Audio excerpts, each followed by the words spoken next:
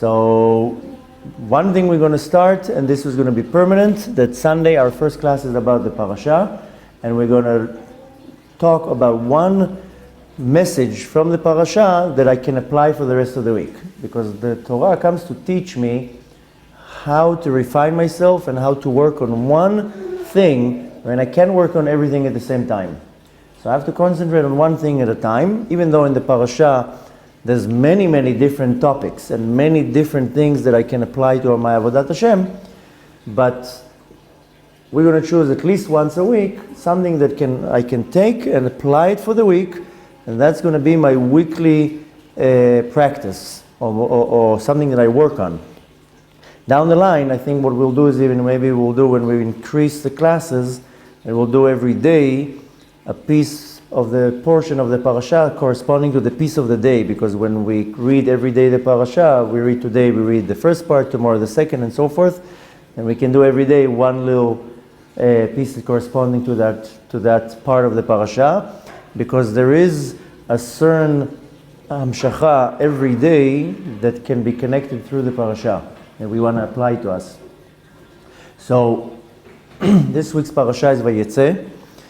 We read that after Yaakov stole, so to say, the brachot from Yitzchak, he runs away because Esau wants to kill him.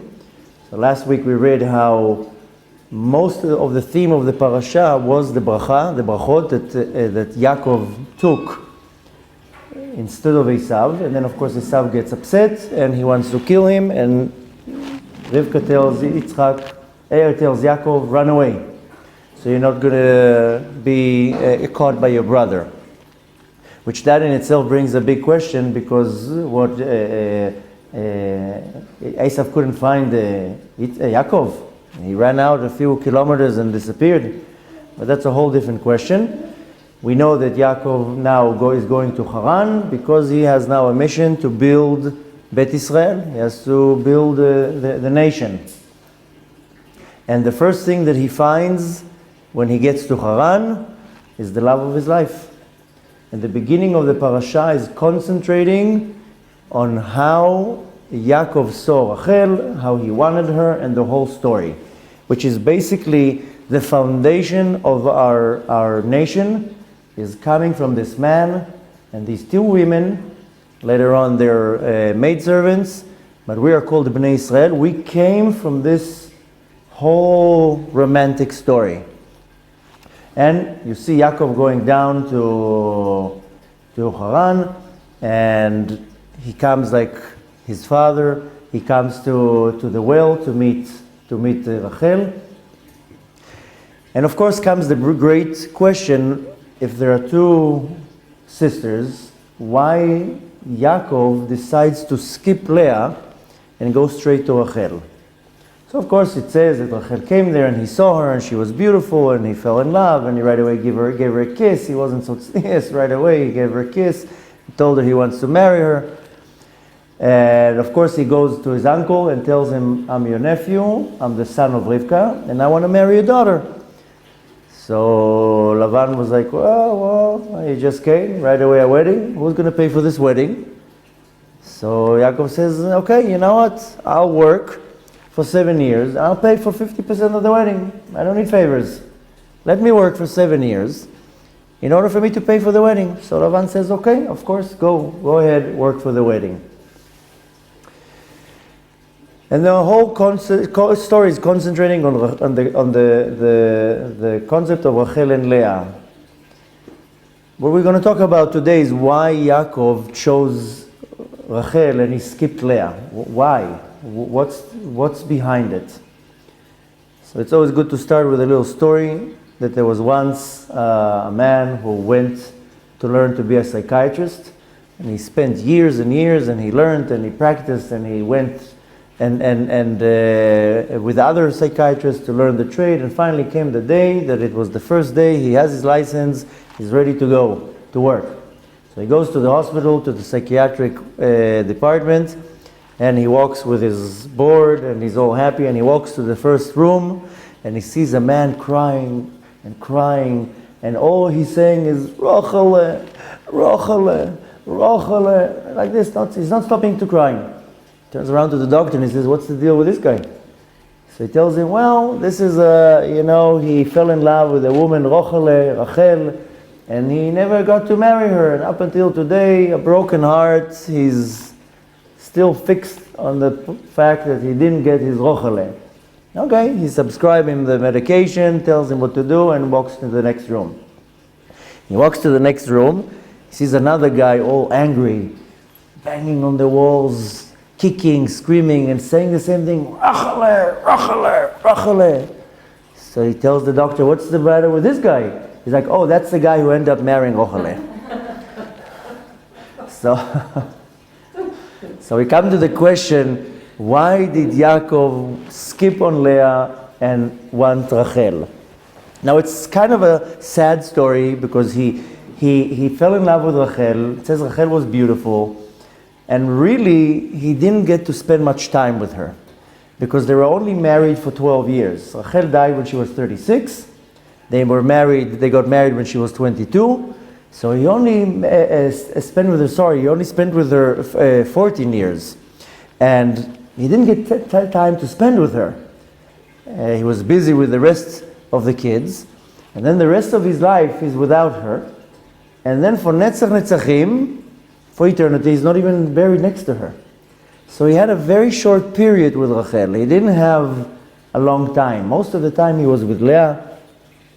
And this is also, you would think that the Torah comes to us with a love story, will have some more happier ending. But from that we also have to learn another thing. So the great question is, why did Yaakov skip on Leah and go to Rachel? And the story says that when Yaakov went to Rachel, he told her, I want to marry you. So she told him, wait, this is not so simple. My father is not so simple. You're going to have to convince him. Now you're going to have to convince him why I should marry you and not my older sister. He's a very straight man, straight in his opinions, of course. And you're going to have to convince him why he should marry me, why you should marry me and not marry my older sister, because he's going to want you to marry the older sister. So he says, listen, I know your father's a crook. And David HaMelech, he saw already in Ruach HaKodesh that David HaMelech is going to say, Im ikesh titpatal. David HaMelech says in Tehillim, Im gvar tamim titamam. If somebody is tamim, is innocent, as titamam, you'll be the same way, you'll be innocent with him. Ach im ikesh titpatal. Somebody who's stubborn or tricky, then you act the same way. So Yaakov says, listen, I know your father's a crook, he's a fraud, so I'll be like a brother to him, and I'll go tricky. Because in the beginning we know in the Torah that when Yaakov came to Laban, he didn't tell him he's his nephew. He didn't tell he didn't tell Rachel that he's her father's nephew. He told her that he's her father's brother. He didn't tell her, my mother is your father's brother. But anyways, Yaakov says, I'm going to be tricky like your father. And he tells her, under the chuppah, I know he's going to try to switch. I'm going to give you a few simanim, a few marks, and you're going to tell me that at the night of the chuppah. That way I know they're not switching you to me. And the simanim, he gave her 4 words. And he told her, Nerot, Hadlakat Nerot, Chala, and Nida. 4 words he told her, which are the 3 main mitzvot that a woman has to keep, which is Hadlakat Nerot, candlelighting, Chala, and Nida, family purity. That was his sign, which the acronym was Chana. And he told her, you're going to tell me these words, I know you are the right one. Now, comes of course the question, why did Yaakov want Rachel? Yaakov was one of our forefathers, he had Ruach HaKodesh, he had a very great prophet. Why did he want Rachel? What caused the desire to want Rachel? So the first opinion says that Rivka told him, you go to Haran, once you hit the well, the first girl that comes there, that's the one. She gave him already instructions. So he says, okay, he went to the well, he sees Rachel, my mom told me, that's the one. So that's the first opinion. The second opinion is that Yaakov knew that Leah was belonging to Esav. Because when Rachel and Leah were born, Laban sent an email to Rivka to tell her that I had baby girls. So the email didn't come through the iPhone, he came on a camel, but Laban, as a good brother, he told Rachel, told Rivka, I just had girls.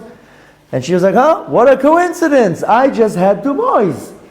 So they right away said, okay, la bechor la bechora, the oldest from the boy to the oldest to the girl, and atzir la tzira.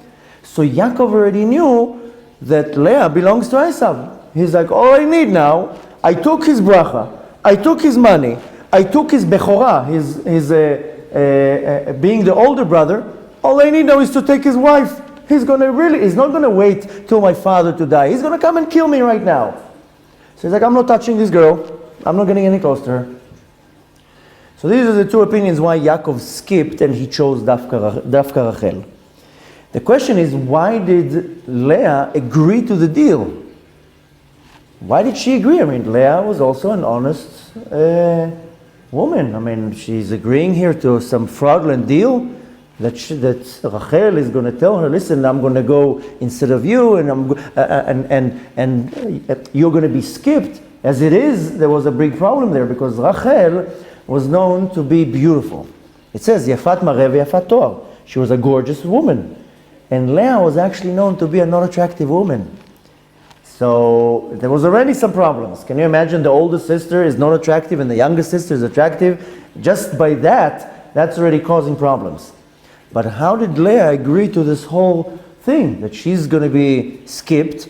Now she's going to be waiting now for this wicked man. Now Rachel is going to get married first. I mean, up until today you see that 2 sisters, if the younger one gets married, that's bad news. The older one will usually get upset.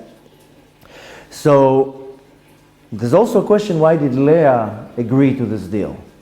To have Yaakov skip her. So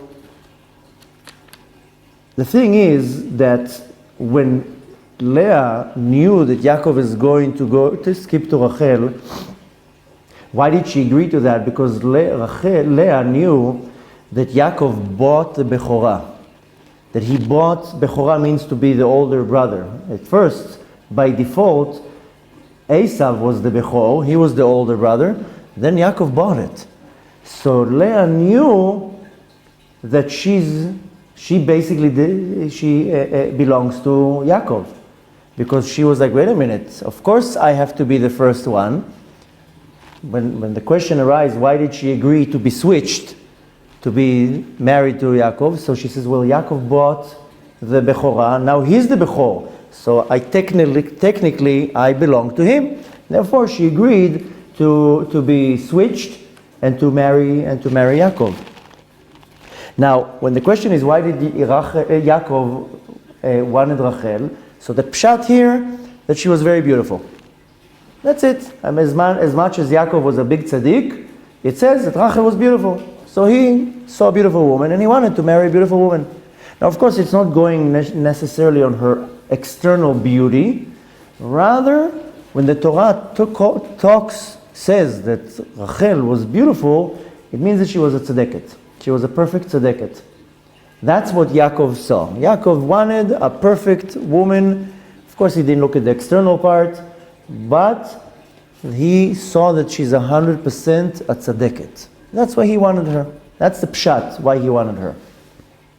Now, we see many different places in the Torah, and especially in the Oral Torah and the Talmud, that beauty represents somebody who's a tzaddik.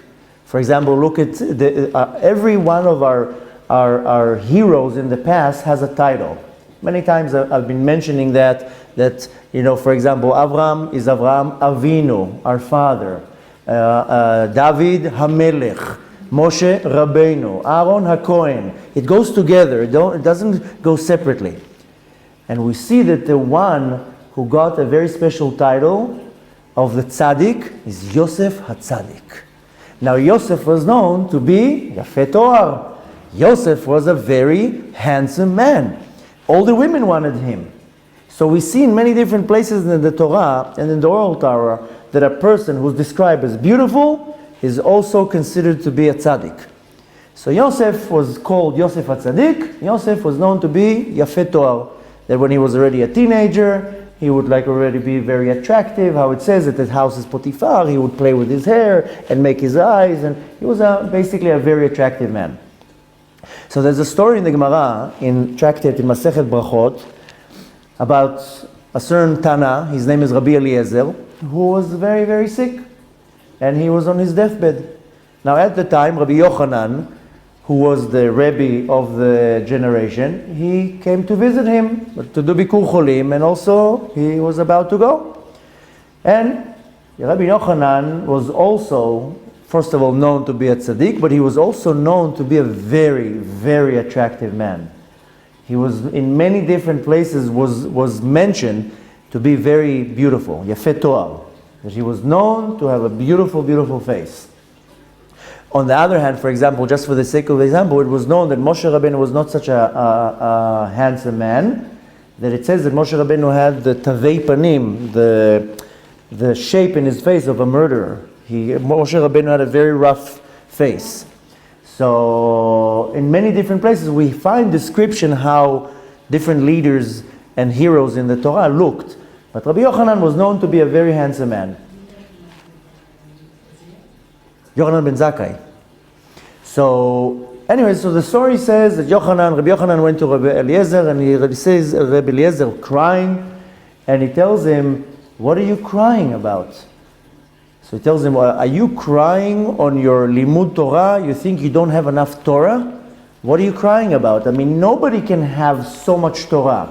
He was first thinking that Rabbi Eliezer is crying that he didn't learn enough Torah, that he doesn't have enough Torah. So Rabbi Yochanan says, "Don't cry.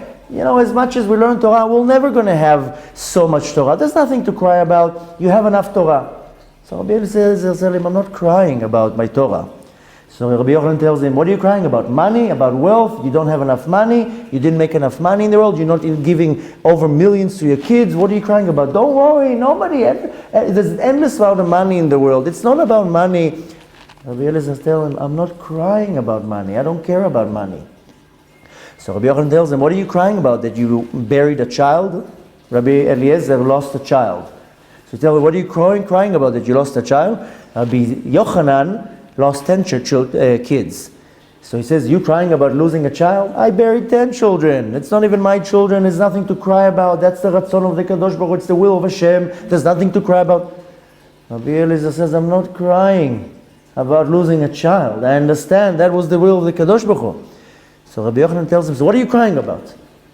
So he's telling him, "I'm crying about your beauty that will go to waste once you're going to be placed in the ground." Sometimes the story in the Talmud, they don't make much sense. But the point behind the story is that in this world we get attracted to good, beautiful things. But the beauty here in this world, if it's the Torah, if it's something that you left a mark in this world, if it's your love to the Kadosh Baruch Hu, that remains forever. But external beauty, at some point when the person gets buried, it goes with the person. So Rabbi Eliezer says, "I'm crying about your beauty that will go away once you get buried." Meaning that the beauty, the external beauty is very temporary. The inner beauty is permanent.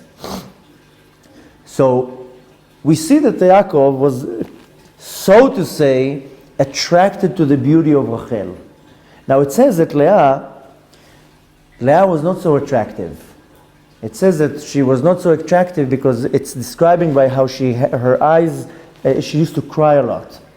And from that we learn that she was not so attractive. And Rachel was considered very attractive, but we know that the beauty that Yaakov saw in Rachel was that she was tzedeket, but Leah was in a different level. Leah was in a level of a Baalat Teshuva, not of a tzedeket.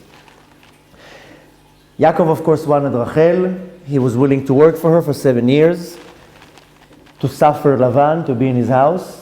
But Hashem told him, "I know you want Rachel, but you're not getting her. That's not my ratzon." My will is that you're getting Leah. I'm not consulting with you right now what you want. I know what you want. The power of Leah was that she was a Baalat Teshuva. She was able to rise above her level. Rachel was perfect. Perfect woman. When it's talking about Yafat Mar'eh and Yafat Toar, Yafat Mar'eh is the face, Yafat Toar is the body. But Leah was the complete opposite. It says that Einea hayu rakot, her eyes were very soft because she was crying a lot. What does it mean crying? She wasn't like a whiner baby that constantly would get hurt and cry. That wasn't the concept of crying. She was a Baalat Teshuva. She would fail and then cry on what she did and do Teshuva. That was the power of Leah. Leah was a person who cries and fixes. This is what the Torah, when Torah says that her eyes were soft and she was crying, not because Yaakov didn't choose her, not because she was not attractive, because it's describing her character trait that she was a Baalat Teshuva. Yes, Rachel was tzadekes. Leah was not a tzadeket, but she had a higher level of Baalat Teshuva. And as the Gemara says, במקום שבעלי תשובה עומדים, צדיקים גמורים אינם יכולים לעמוד. In a place where a Baal Teshuva stands, that complete tzaddik cannot stand.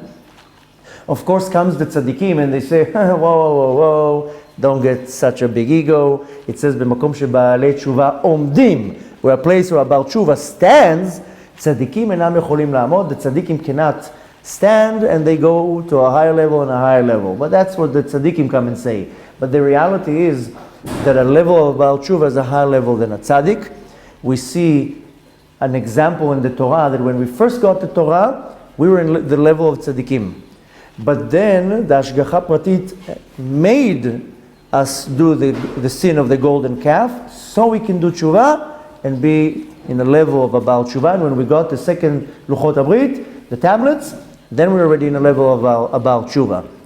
And when a lot of people, chas v'shalom, they look at a Baal Teshuva in a lower level, which unfortunately in our generation you see in many congregations, if you're a Baal Teshuva, you're second hand, there's a shmate. But the reality is that a Baal Teshuva is a very high level. We want to strive to constantly reach to a level of a Baal Teshuva, and a lot of people don't understand. They're like, oh, but I did so many problems in the past and so many sins, and for years I didn't keep Shabbat, and I didn't do this, and I didn't do that, and how will Hashem will ever forgive me, and I'm never going to be perfect, and so forth. But we see that the level of a Baal Teshuva is a much, much, much greater level than a tzaddik. And there's a story that kind of explains how Hashem sees the Baal Teshuva. Is that there was once a king, and he said that he needs a second to the king. He needs his second hand, the person who will inherit the kingship. So he goes to his advisors and he tells them, you go and find to me the most perfect, fit person for this job, to inherit my place. So they go around to the country, they look around, they gather 10,000 people, and they start running tests. And from 10,000 it goes to 9,000 and to 8,000 and to 7,000 and start narrowing it down. After weeks of work, they run it down to 1,000, then they narrow it down to 500 and then to 100, and they're running all these tests and testing every human being that they found. And then finally, after months of searching, they narrow it down to 3 men. They come to the king and they said, we have 3 guys that according to all the credentials, after all the tests that we did, these are the 3 guys that are most fit to take your place. What's the final exam that the master wants us to do?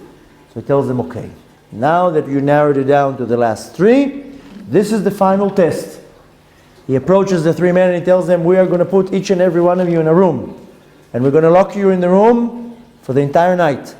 In the room, each and every one of you is going to get a bottle of wine. This is my special private wine collection. And of course we cannot relate with the last to the wine, but imagine the biggest te'ava that we have in this world is compared to what they had at that time of the story to the wine. And he tells them, this is my wine. The test will be who can sit in the room the entire night when the bottle is next to him and not open the bottle. The one that will not open the bottle is going to be my right hand and eventually take my place.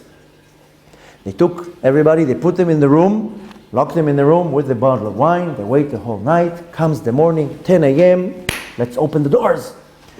They're going to the first door. Everybody's standing next to the door. The king, everybody's around. Drum roll. They're opening the door. They see the guy sitting like this on the bed. The bottle is next to him, sealed, as if same way he got it. All like, wow, that's probably the man. Can you imagine holding the te'ava for this wine and not touching the bottle? Psh, wow. Okay, they go to the next door. Everybody's standing already. What's going to be here? Drum roll. They're opening the door. You see the guy on the floor. The bottle is open, completely empty, and the guy is like all drunk. Okay, he's out. They go to the third door. Everybody's all tense. What's going to be here? Drum roll. They open the door. They look right away at the bottle and they see the bottle is open. But only a little bit is missing and it's closed again. And the guy's sitting like this on the bed. The king says, that's the guy. They all say, what? You just said that the guy who will not drink from the bottle will be the chosen one. Why give it? He opened the bottle. So the king says, yes, he opened the bottle. He tasted the wine and then he closed the bottle. He didn't finish it. And the whole night he was looking at the bottle and holding his desire to drink from this wine again. And that's the one I want to be my inheritor. And this is the Baal Tshuva. The tzaddik never opens the bottle. He doesn't know even how it tastes. It doesn't matter if he has the Yetzer Hara or not. Assuming it's not a tzaddik gamur, he still has some bad in him. He doesn't have the desire to drink from the wine. He's controlling the te'ava, the urge. The Baal Tshuva already opened the wine, tasted it. It's real good. Now he seals it, and now for the rest of his life he's looking at the bottle and he has the struggle not to open the bottle. That's the level of a Baal Tshuva, and that's why in a place where a Baal Tshuva stands, a tzaddik cannot stand, because the Baal Tshuva tasted the good taste of sin. And he has the power to hold himself. But the Baal Tshuva also fails. So he gets up, he closes the bottle, he cries a little bit, and he moves on. He says, I'm a Baal Tshuva. Okay, fine. I wasn't able to hold my Yetzer Hara. And that was the level of Leah. Leah was a Balat Tshuva. Rachel was perfect. She was a tzedekah. That's why Yaakov wanted Rachel. She was like, I want a perfect woman. Now, if you look even in the relations to the two mothers, look at the kids they brought. Rachel was a tzedekah. She brought two tzedekим. Yosef a tzedek and Binyamin. Binyamin was such a tzedek that the Gemara says about Binyamin that the only reason why he died is because of the curse of the Nachash, that everybody has to die. If there wasn't the curse of the snake, Binyamin would not die. He was such a tzedek. So Rachel brought two tzeddikim. No problem. She only brought two. But look at Leah. All of her sons are not tzeddikim, are all Baalei Tshuva. Look at the first one, Reuven. Reuven was a hothead, ka'asan, all the time. And then Shimon and Levi, two meshuganes, goes and kill a whole city. And then Yehuda goes and do what he does with his daughter-in-law. I mean, all the kids of Leah are troublemakers, but they're Baalei Tshuva.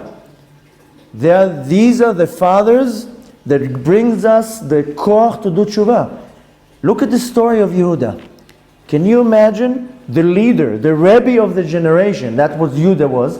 He goes, you know the whole story, we're going to read it in 2 weeks. He goes and he has relations with his daughter-in-law. He gets her pregnant. Then they bring her to him. He decrees that she has to be killed. Then she comes and shows that it's actually him. And what does he do? He admits. He says, yes, I was wrong. Can you imagine what a level? He could easily move his head around, get rid of her. He admits. That's what a level. It's about tshuva. So Rachel was able to produce two tzaddikim. Leah was producing Baalei Tshuva. And that's the level of Leah. That's why Yaakov was a tzaddik. So he says, I need to be with a tzaddiket. He was wrong in some way. Because at the end of the life, he ended up being buried next to Leah. So, not chas v'shalom saying Lashon hara about Yaakov, that he made the wrong analogy, but he constantly wanted to be with Rachel. He says, I'm a tzaddik, I need to be with a tzaddiket. It kind of ties into what I taught last week about the Parasha of Toldot. Last week I asked the question, why did Yitzchak bless Esav? So if you weren't here, look at the video of last week where I'm saying that Yitzchak was able to see beneath the surface of Esav. Yitzchak was a well digger, that was his business. He had a talent to hear the water that is running under the surface. He was able to look at Esav and see what's going underneath. Not to see the external that he was wicked, rather the point that there was something pure inside. So Leah was in the level of Esav, so to say, a Balat Teshuva.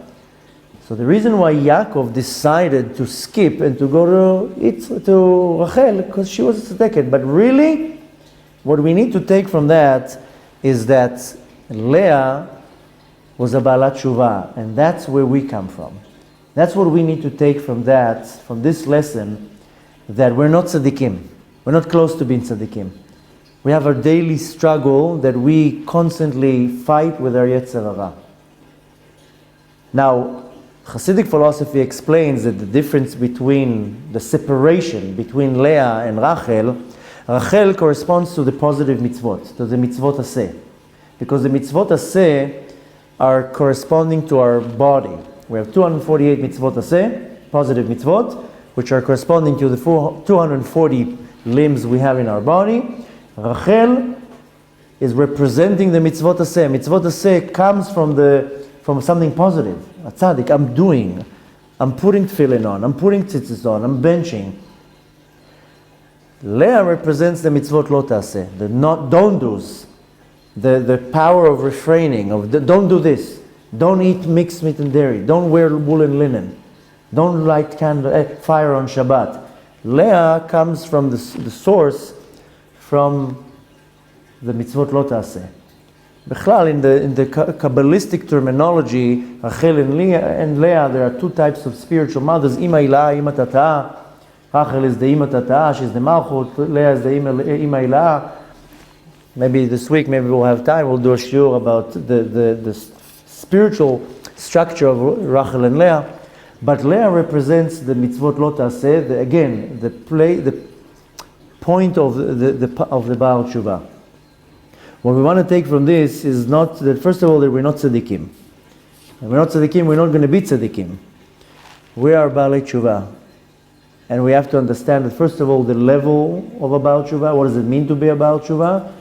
And really the point to take from that is that every day I have a struggle. Every day something new comes on the horizon.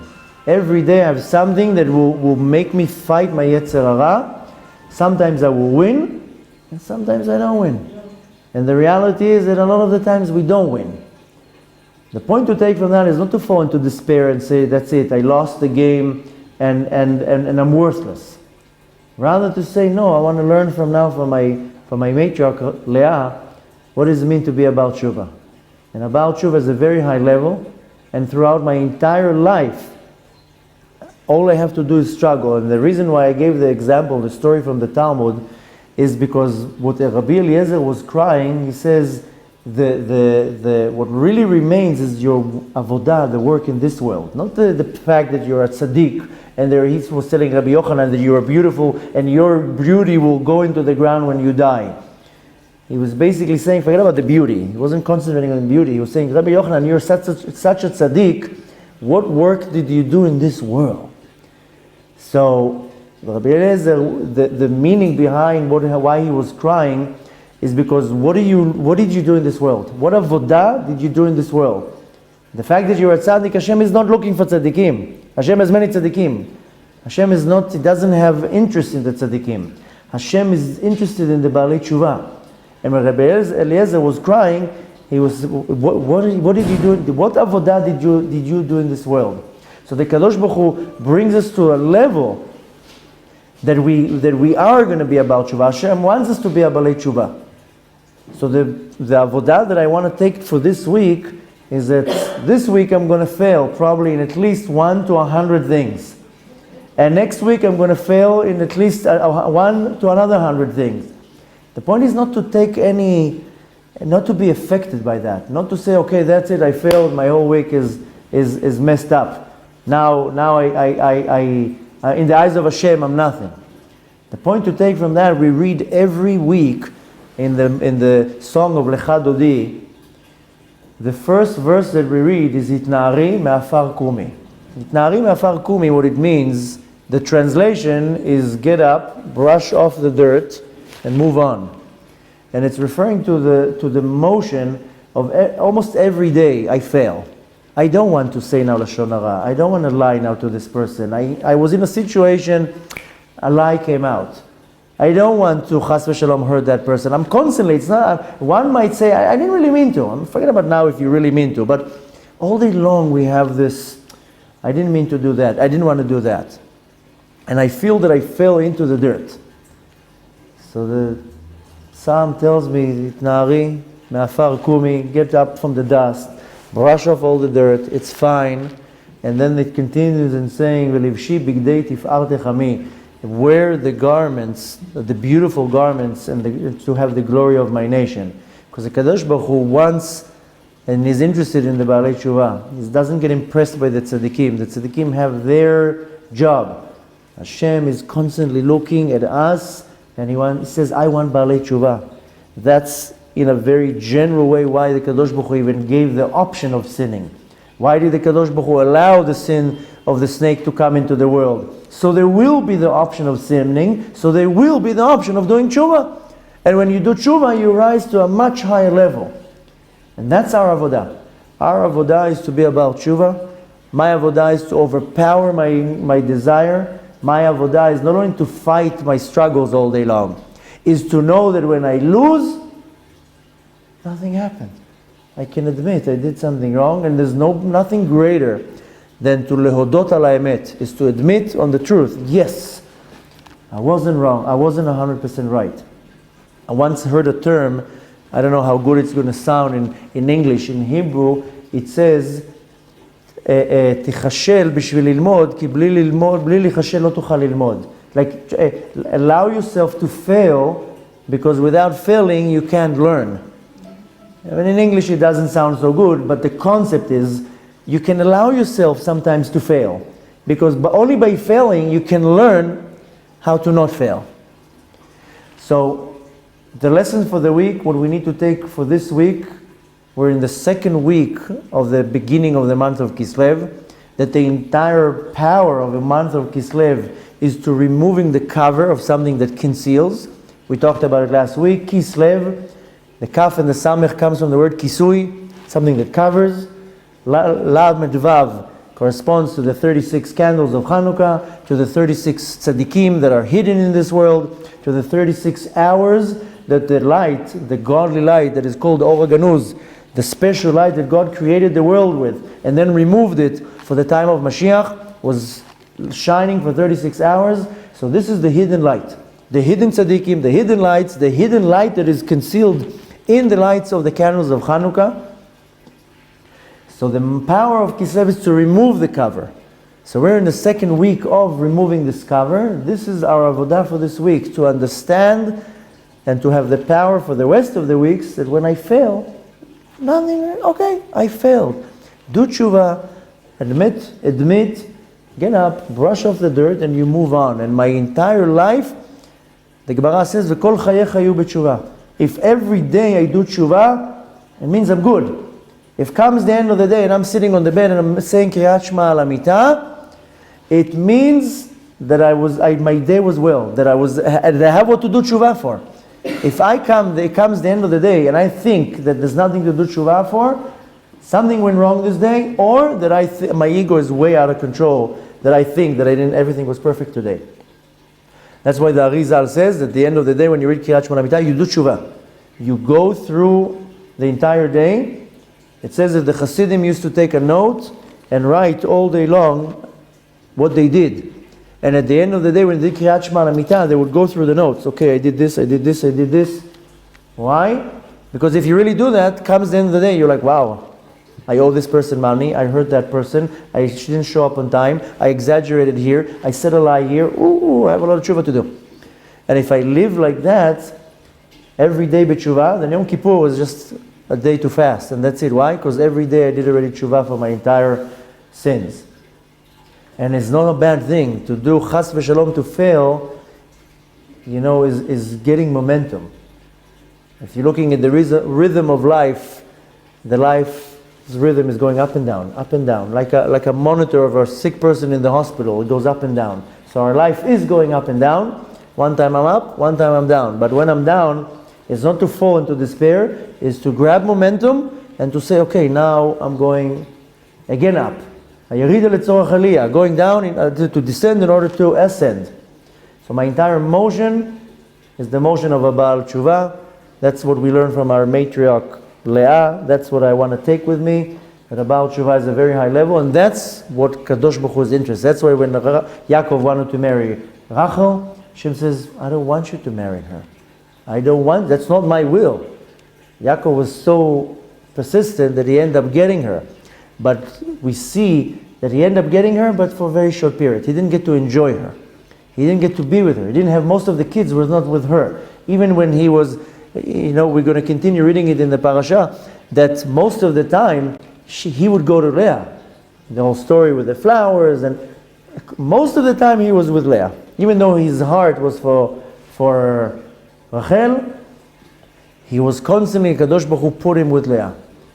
So B'ezrat Hashem, we should constantly remember who we are and where we're going to, and what is our main avodah in this world. Our main avodah is to fight our Yetzer Hara, is to seal this little bottle, not to taste. We tasted once from the wine. Try not to taste from the wine as much as it's good, and to know that even though I feel when I fail that I'm a loser, chas v'shalom, or that Hashem doesn't like me, or that my Torah is worthless, it's complete opposite. The Kadosh Baruch Hu is interested to see how I'm getting up, how I'm fighting my Yetzer Hara, not to fall into despair, not to fall into sadness, and to know, okay, like Yehuda, nothing happened. I did a boo-boo. I did a mistake. I'm human.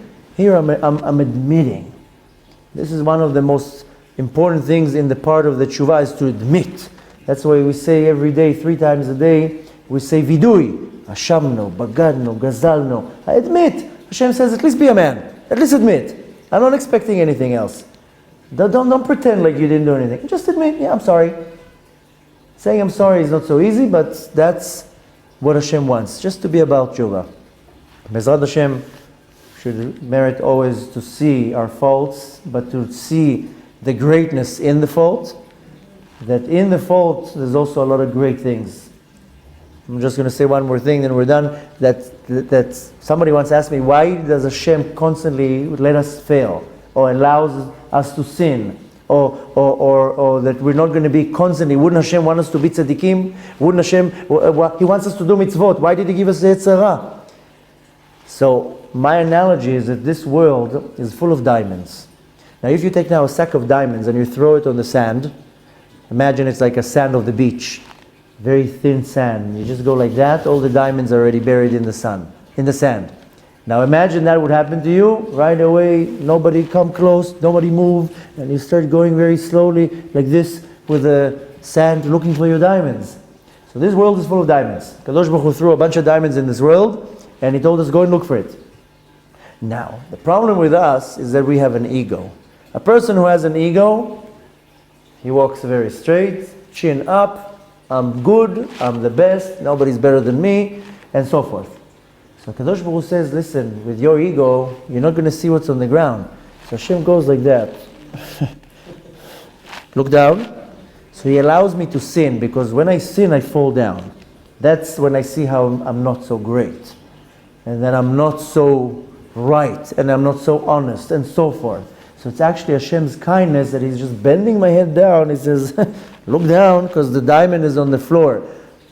Kill your ego, ignore your ego, look down, you'll find diamonds there. So when I fail and I fall on the ground, Rabbi Nachman from Bremse says, En Yehush Ba'olam. Why? Because when you already fell on the ground, instead of falling into despair, just know you fell on a diamond. Just ignore your ego. Oh, look on the ground, there's a diamond there. Just sift a little bit. Oh, here's a diamond. I can't believe it. When I told this to my son, all day long he walks like that. He walks it with his head down. So the point is that Hashem wants us to lower our ego. Why? Because the diamonds are on the floor. And when I fail, I have to look at the good part in it. That's why the pasuk says, "Itnari me'afar kumi," get up, because there's a diamond there. Because in the fault, I can actually see something. I can see what I can fix. More than that, when I rise up, then I take the diamond with me. And my entire life, I'm picking diamonds in this world. So, B'ezrat Hashem, we should only pick diamonds. We should always be in the level of a Baal Tshuva. I'm very happy that I'm a Baal Tshuva, that Hashem allows me to fail. It's part of the motion of this world. And we got to learn from that, and this is what we have to apply this week, that I'm a Baal Tshuva, and that it's good, and my entire motion in this world is to do Tshuva. I'm going to fail. I'm not telling you to put yourself in situations to fail. That's not what we want. But it's going to happen whether we want it or not. Not to get excited, not to fall into despair, not to let it affect my avodat Hashem. You know, I have to tell you a short story that not too long ago, I met a young man in a lecture, and he got very inspired, and he started coming to more classes. And he started coming to every week to one class. And then he started to come to 2 classes. And slowly he came. And it was very beautiful to see that he's constantly coming and to see his interests and how he gets so excited. Of course, at some point I told him, start putting tefillin on, and at some point down the line, he started to come to pray with us every day, which was unbelievable. One day he doesn't show up to pray. So I call him up thinking maybe he's sick, and I tell him, why didn't you show up today? He tells me, I had enough with this. I'm like, what? He's like, I'm not coming anymore. I feel like a hypocrite. I'm like, what are you talking about? He's like, you know where I was last night? I told him, I don't care where you were last night. He's like, I'll tell you, I went to a party. I said, okay, no. He tells me, you know what I did last night? I said, I don't care what you did last night. He's like, I'll tell you. I met a girl. And then we went home, and I did all the sins in the book. And you think I have the chutzpah to show up today in the morning, just to walk into the synagogue and to put tefillin on? I feel like a hypocrite. I told him, I'm sorry to tell you, but it seems like you're suffering from some rare disease of stupidity. I told him, what's the connection between one to the other? He's like, listen, yesterday I did so many sins, I feel like a hypocrite to walk into the shul, to put my talis, to put my tefillin, and to pretend like I'm a tzaddik and pray. I told him, you're doing such a mistake, because by you not showing up to shul, you know how many mitzvot aseh, positive mitzvot you just missed? Who gave you permission to miss these mitzvot? By you not coming to shul, you did not put tefillin on. These are 2 positive mitzvot from the Torah. Tefillin for the head, tefillin for the hand. This is a positive mitzvah from the Torah that you now did not do. If you would come to shul, you would put a talis on, another mitzvah from the Torah. You would say Shema Yisrael, that's a mitzvah from the Torah. You would pray, you would give tzedakah, you would learn. Tell him, you know how many mitzvot from the Torah you just missed? Who gave you the exemption? Who gave you now the permission not to put tefillin on? So I told him, look at the mistake that you're doing. You are not going to be judged by the Kadosh Baruch Hu for yesterday doing a sin. Kadosh Baruch Hu knows. He sent the Yetzer Hara. He made the option for you to go to the party. You know what the judgment is going to be? On the fact that you didn't wake up. That you didn't come to put tefillin on. Hashem is going to say, who cares what you did yesterday? Do tshuva. Go to the mikveh, wash yourself up, do tshuva, get up, move on. Who allows you not to come to shul today? Who cares how you feel? Who cares you feel like a hypocrite? You are obligated to do these 10 mitzvot aseh, these positive commandments, and you didn't do them. For that you're going to be judged for. For the fact that you woke up in the morning and he says, I feel so low, I did such a sin yesterday, I am not worthy, I feel like a hypocrite. Who's asking you? You're obligated to do these mitzvot. So get up, brush off the dirt, do tshuva, Bezrat Hashem, Hashem will forgive you. But who tell you that you're not supposed to do these mitzvot? Maybe for that, Hashem is going to get upset at you. I told him the din, the judgment is going to be on that. The point is that the Yetzer Hara is going to make me fall, and when I'm on the ground, that's when he's going to start kicking me. The point is that when I'm on the ground, to say, whoa, okay, you won this round, nothing happened, and I get up. And even if I did a sin a minute ago, and I know that I do it, and I feel bad, to say, okay, the sin is the sin, I have to do tshuva for it, but right now it's time to go to pray. Right now it's time to say Birkat Hamazon. Right now, I have to not continue the lie, not to continue the conversation with the Lashon Hara, and not to continue, and not to be impressed or overwhelmed by the Yetzer Hara or my sin. That's the power that we get from Leah. That's the power that we need to take and incorporate into our life. And Bezrat Hashem, with our tshuva and Maasim Tovim and our good deeds, we will hasten the Geulah one step closer. And Bezrat Hashem, we should already reach to the level that the redemption is going to come. The power of impurity I'm going to remove from this place. Mashiach is going to shech the Yetzer Hara, and then we're going to be in the level back of Tzaddikim. Bezrat Hashem, this should happen very soon with the coming of Mashiach. Should have a beautiful, beautiful week. Started with a beautiful sunshine, so the whole week should shine on us and be a beautiful week.